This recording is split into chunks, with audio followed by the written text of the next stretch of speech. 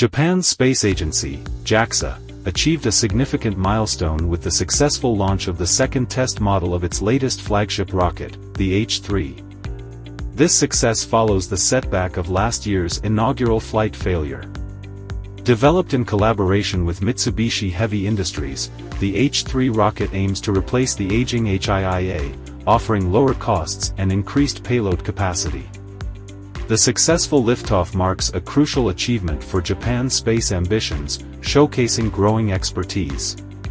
The H-3's role in launching satellites, collaborating on lunar exploration projects, and supporting initiatives like the Artemis moon exploration program positions Japan in a competitive space exploration landscape.